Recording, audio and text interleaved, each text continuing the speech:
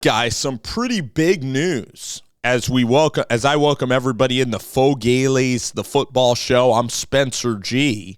From Fogaleys, representing Fogaleys Sports and the Fogaleys Football Show. A good product that we have, a good beverage, might be hitting the markets here, maybe in the next year or so. It's something that we are all kind of, gearing up for.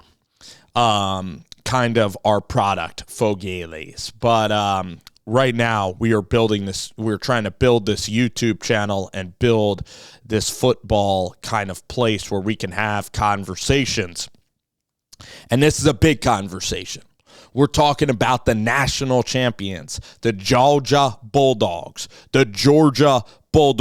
okay? And Todd Monken, who has been a stud offensive coordinator, has helped out Stetson, Bennett, Ladd McConkey, and Brock Bowers reach their full potential. A two-time champion offensive coordinator, a guy at Southern Miss who took over for an 0-13 team in 2013 and then left Southern Miss 9-5 before joining Dirk Cutter's staff in the NFL and kind of leading explosive offense with Mike Evans and Jameis Winston.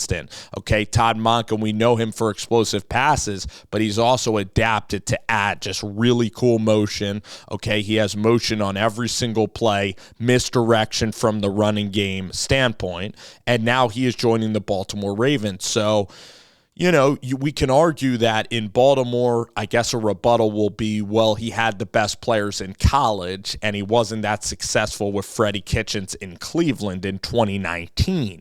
However, I think that Todd Monken has continued to adapt.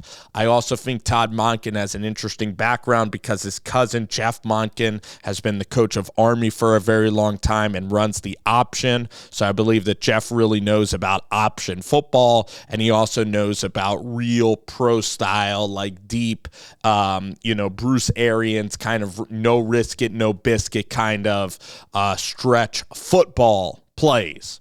So, all right, I like the Todd Monken offense. It attacks defenses. It allows the quarterback to take shots. It's a fearless attacking offense.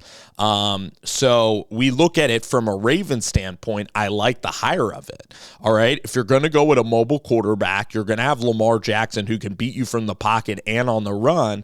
Todd Monken's going to be that guy. Also, Todd Monken has won with, he's tried to win with JT Daniels, and then he's integrated Stetson Bennett, and him and Bennett have really improved. This could be, a natural landing spot too for Stetson Bennett. I mean, Stetson Bennett can help, teach the quarterbacks in that room that offense while competing to make a roster spot. So we'll have to see, if Lamar Jackson signs there in Baltimore. So I like this. I really like this signing from Baltimore. It's integrating the college game, and I think that Monken has been on top of the college game. It's integrating Monken into the NFL, and there's more integration of college into the NFL than we've seen in a long time. All right, so I really like that signing from Baltimore. But then it leaves you with Georgia. And now with Georgia, you have Will Muschamp, who's a former Bulldog who played in 94, and then Mike Bobo, who played, I believe, also maybe in the late 90s too. So Mike Bobo also knows Will Muschamp and Kirby very well. He's an Augusta native. He was with Mark Richt from 2007 to 2014. So David Green was a player there, Aaron Murray, Matt Stafford, AJ Green, Noshawn Moreno. All right, so you got some elite players that were on that offensive team, all right, with Aaron Murray and with Matthew Stafford. But then Mike Bobo's kind of had a rough patch. He went to Colorado State. He went out to Fort Collins, kind of struggled toward the end of his tenure, only was there 3 years as a head coach, then came back with Will Muschamp. So him and Muschamp are tight. Tried to resurrect South Carolina. Now, in fairness to him, he was the offensive coordinator there. The defense also fell apart. He runs like a real pro-style offense. He's not going to give his quarterback, at least in the past, he didn't give his quarterback a lot of options. It is strict pro-style, where Todd Monken is very creative with motions, is very creative with, running at times trick plays or misdirection. Mike Bobo's run the football, play action fake, very pro-style style. How is Mike Bobo going to be more innovative at Georgia? That's going to be the question. Because you look at these big money games, Stetson Bennett's hit big throws to win every game. Whether it was the second half of the national championship last year or 2 years ago when it was Georgia beating Alabama, Stetson Bennett with some big explosive plays in the passing game. The Ohio State fourth quarter where you had to hit Brock Bowers over the middle, where Stetson had to lead a 2-minute drill, and you had some really good calls from Todd Monken in crucial spots, wherever it was, the offense against Michigan having a huge game. So there's a lot of pressure on Mike Bobo here stepping in. And a lot of people could think, just Kirby's hiring his buddy. They didn't go outside here to hire Eric Hatley, the tight ends coach, is a good coach, Coach Hatley. So a really good coach. And I believe he was with Mark Richt as well, so they do have some kind of connection. Now, it is going to be interesting, so we are going to have to see. I think that Carson Beck has potential to be a really good college player. I liked him coming out of Jacksonville.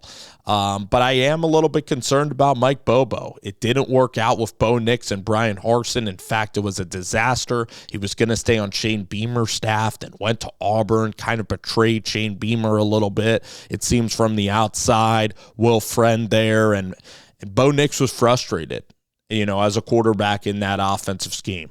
So how well will the quarterback respond to Mike Bobo? How well will the offense respond? I would have hired a more creative offensive mind. You're at Georgia. You can get anybody you kind of want. And if you're going to have Bobo, at least maybe go get like Trey Lamb, or at least maybe go get a really young guy that could supplement Bobo with some incredible ideas and have Bobo kind of listen and put a whole thing together. The difference between Bobo and I think like Will Muschamp is Muschamp has been an unbelievable DC, Auburn and Texas for a really long time. And then you have Schumann, who's a rock star with Muschamp. Now you just have Mike Bobo left. I know Kirby just wants to play, offense that doesn't get you beat, but eventually you're going to have to put up some points.